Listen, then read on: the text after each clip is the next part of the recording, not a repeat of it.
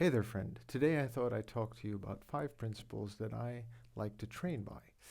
And they're probably principles that also apply to different areas in life, but we'll talk about that at a later time because right now I'm focused on health, fitness, and longevity. So if that's what you're interested in, let's talk about it.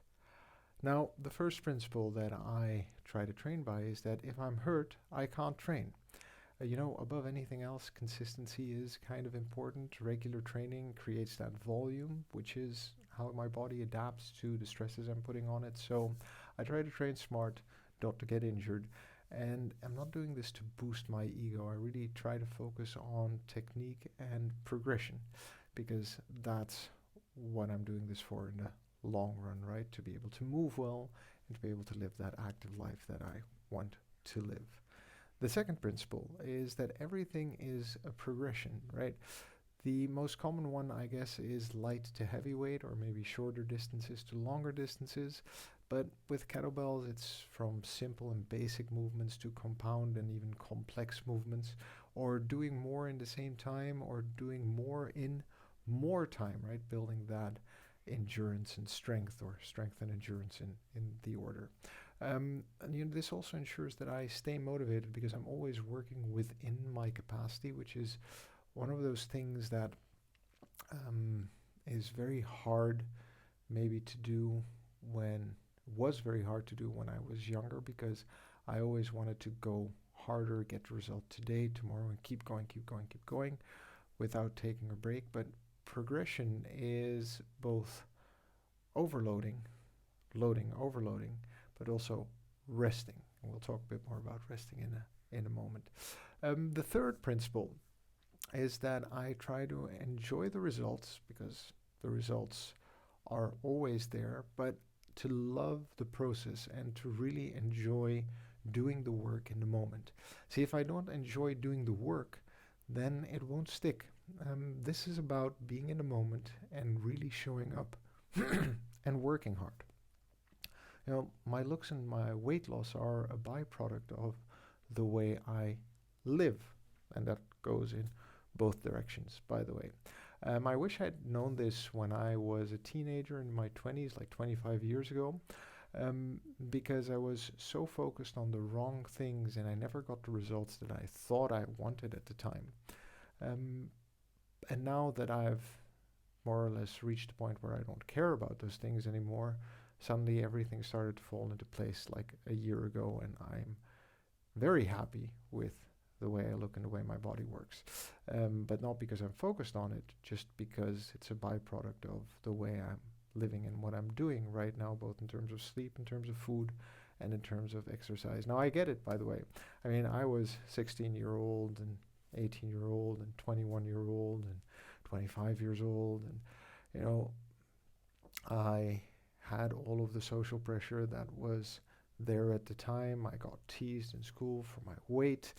There were a lot of moments and instances where I felt unhappy with my body. I remember a particularly unpleasant breakup where one of the comments that was thrown my way was, well, look at you now compared to who I met 2 years ago. And apparently I had changed physically and that made me unattractive or whatever. So I understand all of the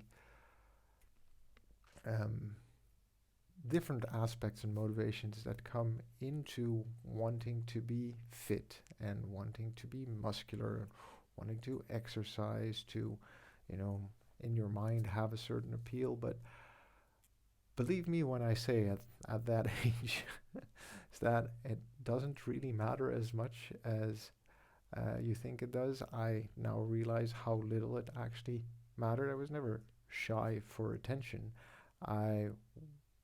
It was more this voice inside of my head that was telling me that, I'm not good enough, I'm not good looking enough, I'm fat, whatever I was telling myself at the time. And, didn't make a big difference for who I interacted with, how we interacted, and the amount of fun, pleasure, and attention that I enjoyed in my life, and I'm pretty sure it won't for you either. But barring that, right? Enjoy the result, but love the process. Enjoy the result, but love the process, because it is showing up and doing the work. That's what matters most. Rest is a part of the program, the fourth principle.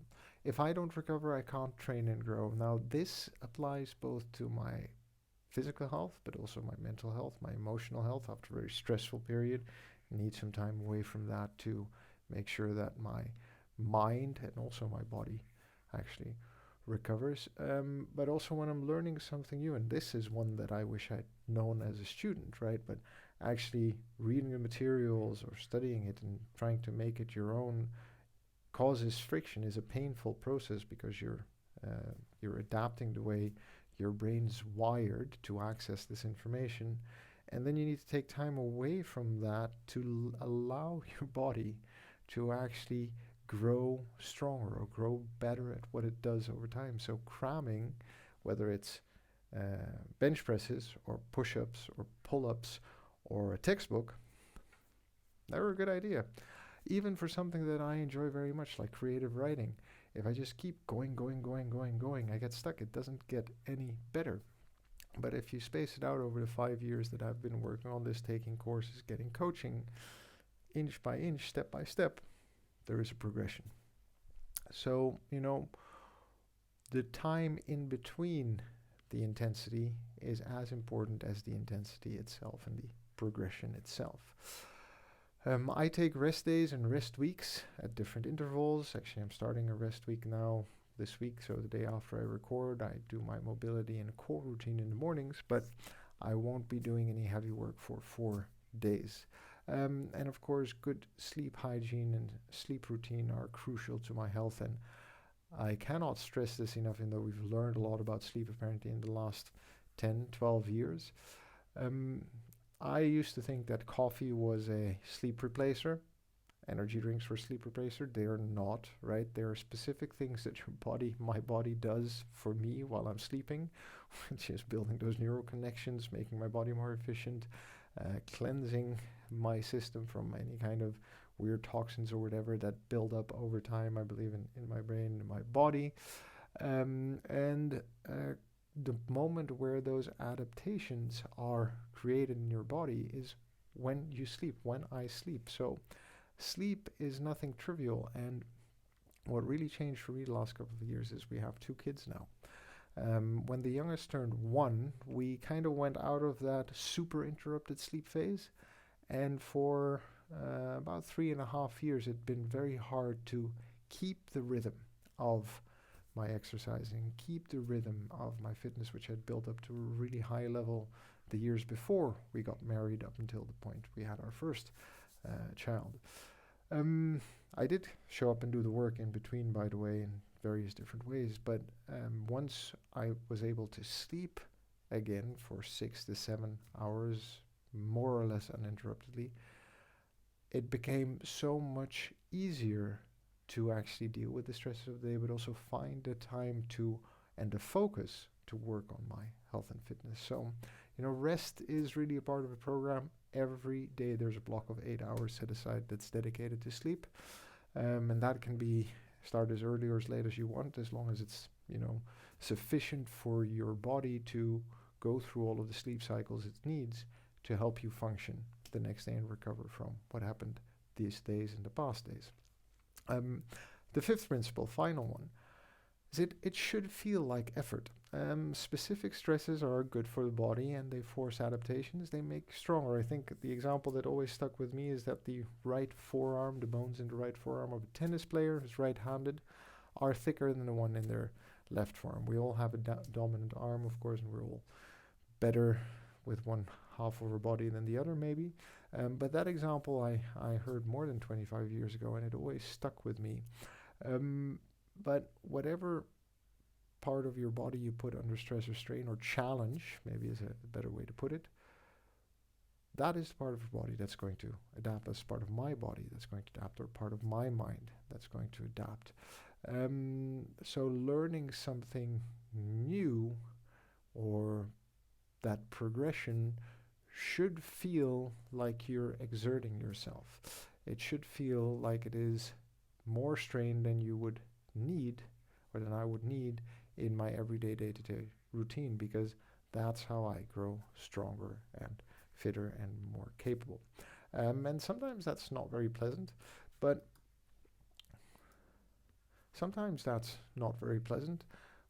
overall, I think you can be quite confident. I am quite confident that if I dose the effort properly, it is very sustainable and very manageable over time. And, variety is my friend. So by doing different things, or every year trying to take on and learning something new, you keep it interesting as well as you keep it progressing.